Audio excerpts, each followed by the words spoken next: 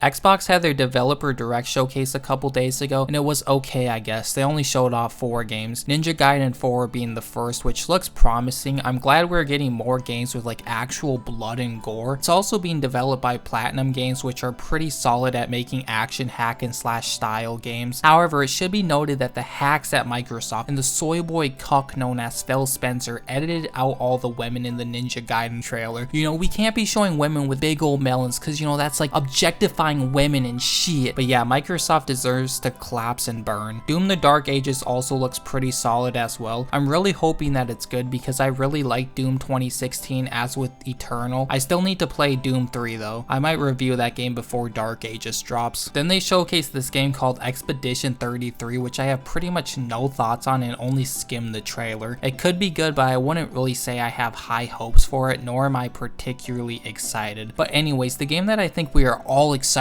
for the most, which when I say we are all excited for, what I really mean is that the modern audiences is the most excited for, South of Midnight, which yeah, every time they show this game off, it somehow continues to look worse and worse. Microsoft and Compulsion Games really said hold my beer to Concord, Dustborn, and Forspoken. We can clearly get less players than all 3 of those games combined. Like for real though, can we all just take a moment of silence for this game's funeral, because this game is gonna be dead before it even launches.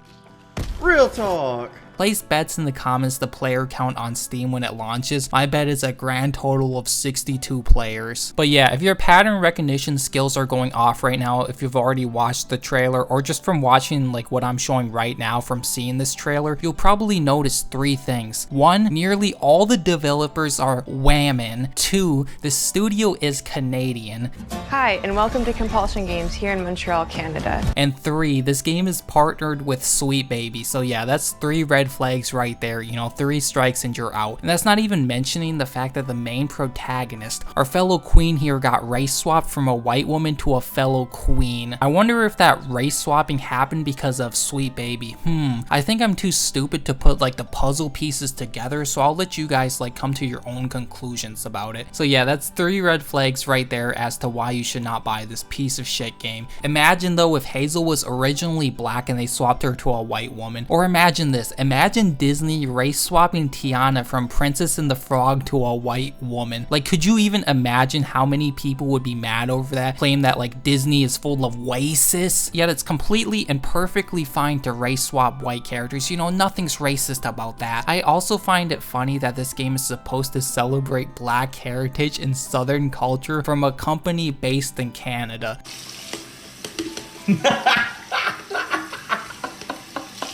So they naturally hired a consultant firm, Sweet Baby, who is also in Canada, to consult them with the southern setting, which like I don't think you need like a PhD in geography to understand that Canada is not from the south, alright? It's not in the south. But anyways, let's check out this powerful and inspiring video game trailer. Whew, it is really picking up out there. Did you pack everything? First off, I just want to ask and mention, like, was this game made by AI? Like, did they actually use AI to make this game? Because maybe it's just me, but this fellow queen here, Hazel's mother, looks very off and uncanny. Maybe it's just me, but like for starters, why is her right eye twice the size as her left? But yeah, I'm so happy that Microsoft and Compulsion Games are catering to the black women gamers out there, all 26 of them. I'm sure they are really relating to this trailer a lot. Unfortunately though, I don't really think the average white male gamer, which is the majority of gamers by the way, really care about this shit. Like, I'm not trying to be racist or anything, like let's just keep it a $1.59 though. Why would you as a company try to appeal and cater to a non-existent audience? Alright, like why? Like, are you just stupid? Or do you clowns just love to throw money into the endless void? Did you clown ass developers and publishers not see what happened to Chop Suey Squad, Dustborn, Unknown 9, Forspoken, and Concord? Or do I have to go on further and list even more games that flop? Like, how many times do we have to teach you this lesson, old man? How many times do we have to teach you this lesson, old man? Mama, this ain't my first hurricane. I know what to do. As long as you didn't forget the Flashlights and batteries. Oh, shoot, we got 5 minutes. Let's go. Won't be rushed if you didn't. Don't mumble. Speak on it. I said we wouldn't be rushed if you didn't waste all that time at the shelter. I said we wouldn't if you didn't waste all that time, didn't I tell you? Yo, 305, son, to 305. Gaming in the year 2025, am I right? Now, you want to bring this up right now. I'm just saying. Hazel, please. We might need some help. I might need some help. While you're out helping everybody else. Shut your bitch ass the fuck up! Hazel!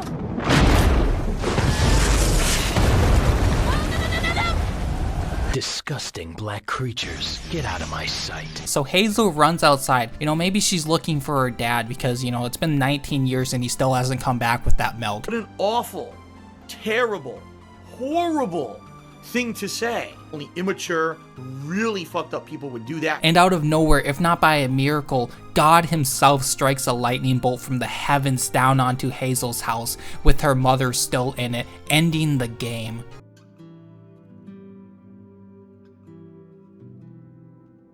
Imagine if the game actually did end here, that'd be a good game. Unfortunately though, this isn't a good game. So Shaniqua here, I mean Hazel here, needs to like go on an epic wholesome journey to find her mama and shit. So Hazel meets up with some old white hag and explains to her the situation, and then she meets up with a giant talking catfish and we get some like Forspoken levels of dialogue. Hey, Hazel.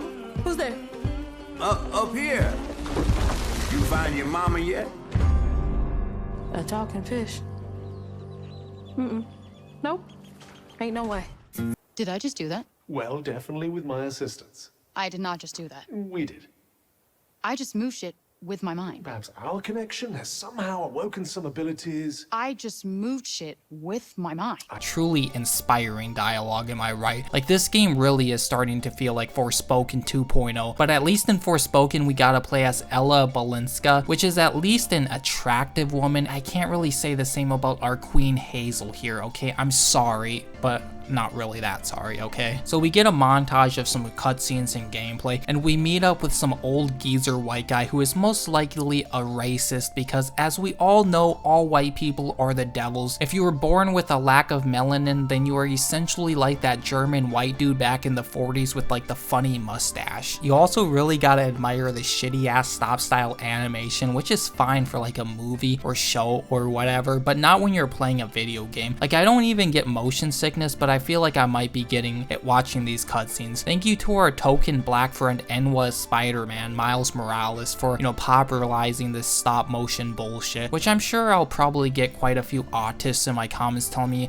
about how I'm a racist and that Enwa Man is actually a good film, but personally I don't really give a shit. And let's just be honest, playing a video game at like 12 FPS and calling that like an animation style is, you know, not very appealing. Like, let's keep it a buck 23, okay? I just fucking...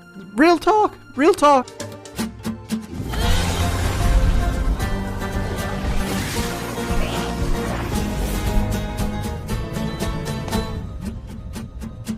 Hi, and wow, look at these women here, so stunning and brave. But yeah, if any of you are sitting here and pondering to yourself, wondering why games of today are so dog shit compared to those old relics known as PS2 games or PS3, GameCube, N64, Dreamcast, the 360, why don't these new games with hundreds of millions of dollars of budget even come close to the greatness of the older games, which had only a fraction of that budget? Well, this is why, right here. Look at this article here showcasing our brave and independent Nikocado Avocado here from Horizon Forgotten West. Women and non-binary devs now make up 32% of all game developers, up from 24% in 2022. Holy shit, that's an 8% increase in 2 years. I cannot imagine what like the percentage is going to be in like 2030. Like, it might as well just be 100%, okay? Like, just fire all the men, just hire all women, you know, make sure all the women are part of the LGBT, and you know,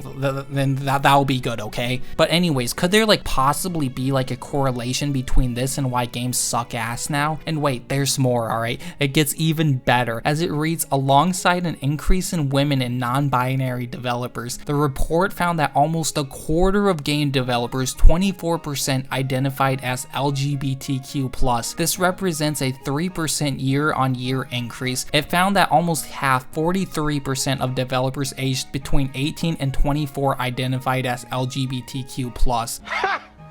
Gay! With women far more likely to do so. Wow, who would have guessed that? Surely not me. You ain't funny. So yeah, if you're wondering why every game nowadays has butt ugly, disgusting creatures LARPing as women, and also why games are so gay now, with every game needing to put wonderful, stunning, and brave rainbow flags that definitely were not hijacked into their games, such as calling cards from Call of Duty, or charms from Dead by Daylight, or Mrs. Freeze from Chop Suey Squad, well now you know the answer. Again, I'm not saying there is a correlation between this, I'm just pointing it out because obviously I am a fellow ally, as I personally identify as a woman of color myself, and clearly I am not a sexist, racist, or bigot. Well, truthfully though, I don't identify as it because I am it, since I am the Latina queen, obviously. Hit that like button, sub button, and join my Latina Kingdom Discord server if you are feeling a little bit based and Latina pilled. As Hazel discovers her power, the world gradually shifts into the surreal, revealing that creatures from the old folktales actually exist. But you also really gotta love how every stunning and brave queen, and just women in general, always get disgusting septum piercings to signal their braveness to other women. It's kind of like how gay men get their ears pierced to signal to other gay men that they like to be plowed and pegged, which, you know, that's cool if you like that. Nothing's wrong with wanting to be pegged now and again, you know? What's wrong with that, you fucking homophobes? Arsenal and powers are designed around textile crafting and traditional spinning wheels. And then one of the few men we get is a soy boy cuck named Jasmine, and probably has like 20 subreddits and discords he manages, you know, when he's off of work. And whenever somebody says a mean no word or criticizes anything, he sends that ban hammer like the stunning and brave Reddit mod he is. And as we can see, there are 3 women behind him. Or maybe I shouldn't assume their genders, because that's like, you know, transphobic, because, you know, they might identify as men. And in the far back, we have 2 more creatures who most likely, and more than likely, also identify with the LGBT ABC 123 community. Let's just be honest. How much you want to bet those 2 in the back are part of the Rainbow Brigade? I'm willing to place money on that shit, like right now. Each ain't has its own unique moveset, strengths, and weaknesses that you'll need to learn and adapt to. For example, the slug burrows on the ground and unleashes devastating strikes from afar. But anyway, so our fellow ally Jasmine here describes the combat of the game, and let's also just be honest once again, the combat does not look good. It looks hella generic and boring. Exciting gameplay.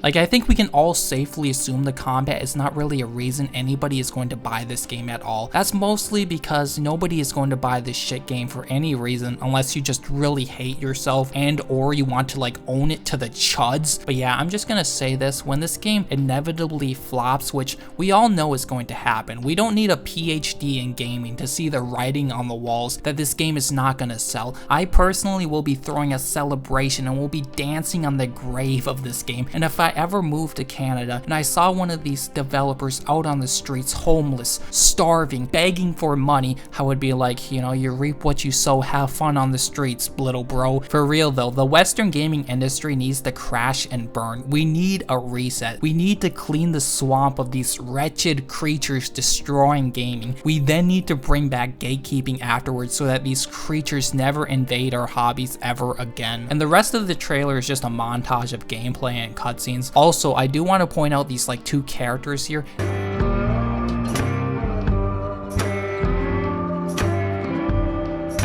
Exactly what we need more of. GILF representation, am I right? We all love that shit. Some non-binary colored grandma wearing some rainbow LGBT beads around her neck in the literal house of God. Definitely not a church we should all avoid. We should all go to that church right now so we too can become part of the LGBT 123, you know, community. But yeah, I am 100% going to be playing this woke sweet baby trash of a game when it releases. However, unfortunately, or maybe fortunately, depending on how you look at it, this game still doesn't have a release date, but only a release window of 2025. But yeah, for anybody who cares to know my upload schedule going forward, I will be making a review on Kingdom Come Deliverance 2, Monster Hunter Wilds, Avowed, as with maybe a couple other videos here and there sprinkled in between those reviews, like on older games, such as maybe DMC3, Silent Hill, Resident Evil, and maybe like some other games or other ideas or topics that I may come up with. But yeah, South of Midnight is going to be one of those games that flies flops, then the developers come out on like Blue Sky, because you know they all fled Twitter, saying how gamers are racist, homophobic, and sexist for not buying their slop ass games. I'm sure like one person is going to send a, you know, a no threat towards them, and they're going to bring that up and how like their life is in peril and in danger. We can all see that coming. We all have 20/20 eyesight when it comes to this shit, let's be honest.